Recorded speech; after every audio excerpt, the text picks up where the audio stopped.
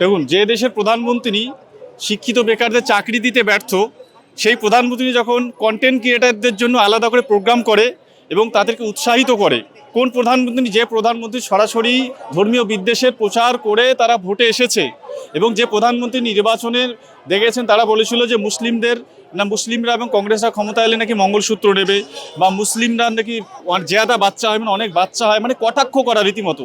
সেই প্রধানমন্ত্রী যখন কন্টেন্ট ক্রিয়েটারদের জন্য 10,000 কোটি টাকা বাজেট দেয় যে যাও তোমরা করে খাও, অর্থাৎ চাকরি দিতে পারছে না, তো সেই অনুপ্রেরণা নিয়েও আমাদের মনে হয় সেই অনুপ্রেরণাতেই কিন্তু শায়কদের মতো ব্যক্তিত্বরা বা যাদেরকে সো কল্ড ইনফ্লুয়েন্সার বলে তারা এইরকম ঘটনা ঘটাচ্ছে। কারণ সবাই জানে, আপনি বলুন, হিন্দু মুসলিম আর বিফ এগুলো বিতর্কিত বিষয়, এগুলো নিয়ে এতটা সেন্সিটিভ ইস্যু, এটা কিন্তু আপনি ছেলে খেলা করতে পারেন না।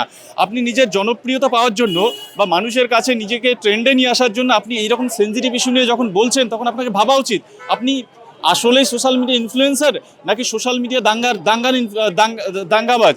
এটা তো একটা দাঙ্গাই বলবো, কারণ এই ভারতবর্ষ বর্তমান যে পরিস্থিতি, যেখানে একটু হিহি হাড় করে দিলে দাঙ্গা তৈরি হয়, যেখানে বাংলার একটা মানে নির্বাচিত একটা বিরোধী দলনেতা শুভেন্দু অধিকারী, তিনি এবং তার দল বলছেন ঘরের অস্ত্র রাখো। মানে কি? এই যে একদিকে যেমন বিজেপি সাম্প্রদায়িক দাঙ্গার চেষ্টা করছে এবং রাজ্য জুড়ে বিজেপি যে রাজ্য জুড়ে একটা ভীতি তৈরি করার চেষ্টা করছে, হিন্দুরা অসুরক্ষিত।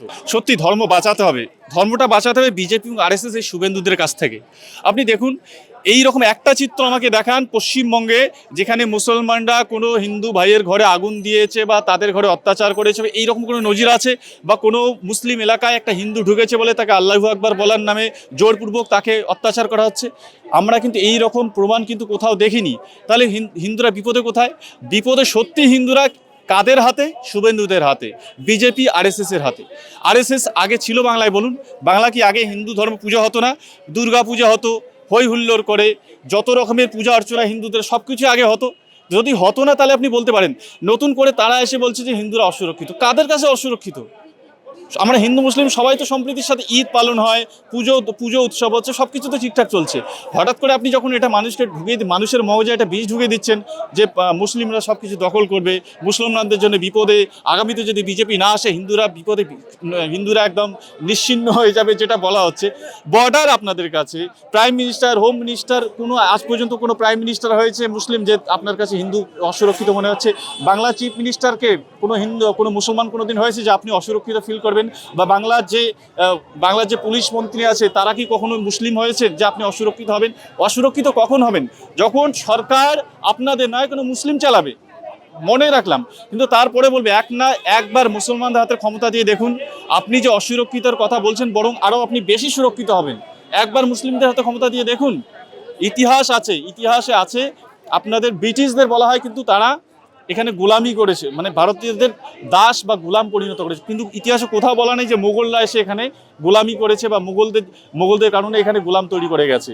দেখুন, প্রথম কথা, যদি তিনি নিজেকে ব্রাহ্মণ মনে করেন, ব্রাহ্মণ পরিবারের থেকে, তিনি যদি জানেন এখানে অলিভাবে কারা যায়, সাধারণত সবাই জানে, আমার আপনার মতো সাধারণ মানুষ যদি যাওয়ার ওখানে সাধ্য নেই, ওর বিল অনেক, ওখানে যেতে গেলে রীতিমতো আপনাকে পকেট ভারী করে যেতে হবে। তো যারা যান তারা কিন্তু জানেন যে মেনুতে শুকর আছে, বিফ আছে, ইত্যাদি ইত্যাদি আছে। তো আমার মনে হয় না যারা বিফ খান না তারা কখনোই ওই রকম হোটেলে যাবেন, প্রথম পয়েন্ট। দ্বিতীয় পয়েন্ট হচ্ছে, যখন আপনি বিফ দেখছেন, তখন আপনি মটন খান, আর মটন আর বিফ দেখতে এবং তার টেস্ট আলাদা, আপনি বুঝতে পারবেন এটা কোনো হতে পারে না। এটা বাচ্চাদের কথা, এটা বাচ্চাও মুখে দিয়ে বলবে যে এটা মটন নয়, অন্য কিছু। তাহলে আপনি খেলেন, আপনি বমি করলেও না, আপনি যথারীতি খেলেন, চেটে পুটে খেয়ে তারপরে শেষে মনে করলেন যে খাওয়াও তো হয়ে গেল, বিলটাও দিতে হবে না, একটা কন্টেন্ট তৈরি করে দিই, ভাইরাল হয়ে যাব এবং নতুন করে হিন্দুদের কাছে এটা আমি সেনাপতি বীর হয়ে যাব। কিছুদিন আগে যেমন আপনার ব্রিগেডে একটা ন্যাংলা, ঠিক আছে, মানে সরি, মানে ওয়ার্ডটা ইউজ করা ঠিক নয়, কিন্তু যে নিজেই অক্ষম, তার মানুষের প্রতি আরও সদয় হওয়া উচিত। সে একটা মুসলিম প্যাটিস বিক্রেতায় মারলো কী কারণে? শুধু মুসলিম হওয়ার কারণে। তারপরে এখন সে নায়ক বা বীর। তো শায়ক ভাবলো যে তার মতো যদি আমিও একটু নায়ক বীর হতে পারি, সামনের বিধানসভার টিকিটটা হয়তো পেতে পারি, খুব সহজ হতে পারে। এবং তাদের বিজেপি এবং আরএসএসের কাছে কিন্তু নায়ক হওয়া খুব সহজ। আপনি খুন করে আসুন, 10টা রেপ করে আসুন, কিন্তু আপনি শুধুমাত্র মুসলিম বিদ্বেষী কিছু কন্টেন্ট বানান, মুসলিম বিদ্বেষী ভিডিও করে একটু ভাইরাল হন, আপনি নায়ক বীর হয়ে যাবেন, আপনার 7 খুন মাফ হয়ে যাবে, আপনি যত ধর্ষণ করুন, খুন করুন। এবং এটা বিজেপির শীর্ষ নেতৃত্ব, এমনকি এমএলএ এমপি থেকে শুরু করে আপনি ডেটা তুলে দেখবেন যে 30 to 40% এইরকম এমএলএ এমপির বিরুদ্ধে চার্জশিট আছে, গুরুতর অভিযোগ, রেপ, খুন। একদমই না। আমি যদি বলি, আমি একজন প্র্যাকটিসিং মুসলিম, আমি ইসলামকে প্র্যাকটিস করি। সেই ইসলামটাকে বলে আমি আমার ধর্ম পালন করব, আমি আমার রুচি মতো খাবো, এবং বাকি অন্যরা যে যার ধর্ম পালন করবো তার রুচি মতো খাবে। আমি বলবো না যে বিফ খেতে হবে, আমাকেও কেউ বলবে না যে শুকর খেতে হবে। এটাই তো একজন সভ্য মানুষের পরিচয়, একজন ধার্মিক মানুষের পরিচয়।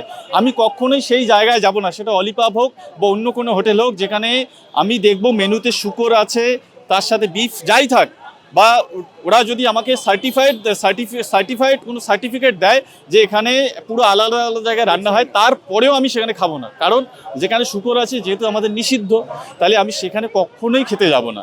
এটা আমাদের রুচিতে বাঁধবে। কিন্তু একইভাবে যে বিফ খায় না, যিনি বিফ খাবেন না, আমার বিশ্বাস তিনি কখনো যেখানে বিফ পাওয়া যায় শুকর খাওয়ার জন্য বা মাটন খাওয়ার জন্য সেখানে যাবেন না।